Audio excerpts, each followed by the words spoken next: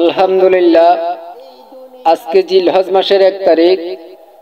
আকাশে চাঁদ দেখা গিয়েছে। আমরা আল্লাহর দরবারে শুকরিয়া আদায় করি।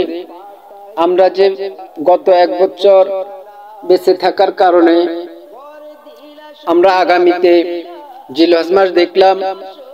আল্লাহর দরবারে শুকরিয়া আদায় করি। আলহামদুলিল্লাহ, আল্লাহ আমাদেরকে আগামী দিনগুলো নেক হায়াত দান করুক এবং জিলহজ মাসের 1 তারিখ থেকে 10 তারিখ পর্যন্ত যে আমলগুলা আছে, আপনারা যদি ওই আমলগুলা খাস নিয়তে করেন, আপনার 1 বছরের পূর্বের গুনাহগুলো আল্লাহ মাফ করে দেবেন। সুবহানাল্লাহ। আমরা 5 ওয়াক্ত নামাজ এবং তাসবিহ তাহলিল, বেশি বেশি তাসবিহ তাহলিল পড়তে চেষ্টা করব। রাত জেগে আল্লাহর দরবারে নফল ইবাদত করতে চেষ্টা করব। 2 হাত তুলে আল্লাহর দরবারে কান্নাকাটি করে আল্লাহর কাছে ক্ষমা চাইব। আমরা যে গুনাহগার, আমরা গুনাহ করতে পারি, আমাদের গুনার কারণে আল্লাহর কাছে ক্ষমা চাইব। আল্লাহ যদি আমাদেরকে মাফ না করে, আমাদেরকে মাফ করার মতো কেউ নাই।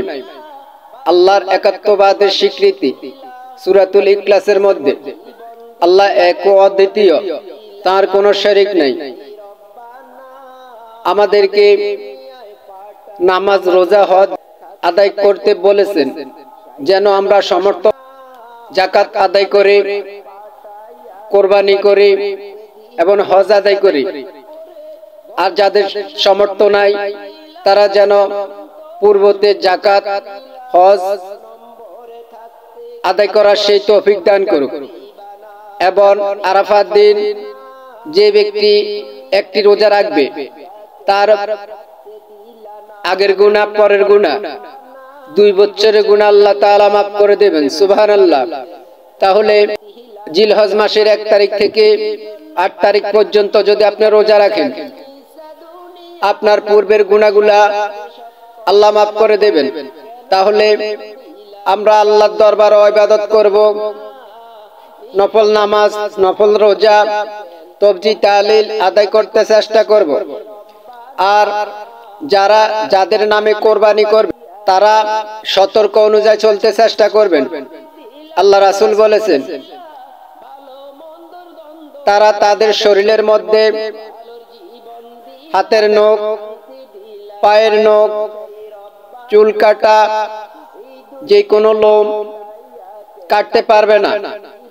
কারণ বকরি ঈদের দিন গরু জবাই করার পরে সে কাটবে। এই 10 দিন তার শরীরে খুর লাগাটা তার জন্য নিষিদ্ধ। রাসূল পাক সাল্লাল্লাহু আলাইহি সাল্লাম বলেছেন, যে ব্যক্তি কোরবানি করবেন তার জন্য সতর্কবাণী।